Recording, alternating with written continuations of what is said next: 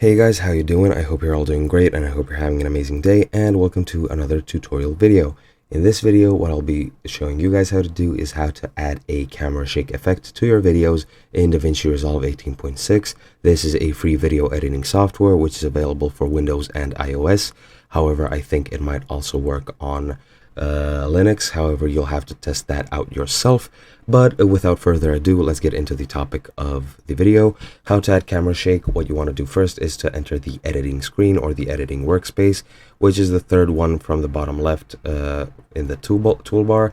Enter it and you'll be taken to this screen, and here you have a lot of different options. However, we want to add a camera shake.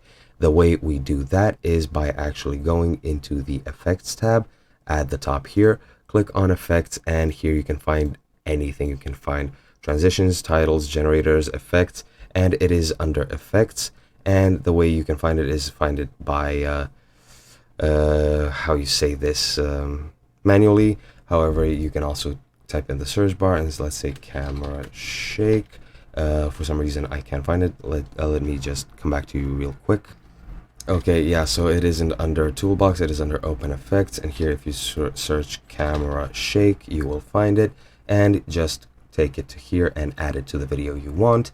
Go to inspector, and under effects you'll see camera shake, where you can set up the motion scale, the speed scale, and the motion blur. And once I've added all of that, if I play the video, you will see a camera shake effect, and that is pretty much it for me. I hope you guys enjoyed, and I hope you learned something new.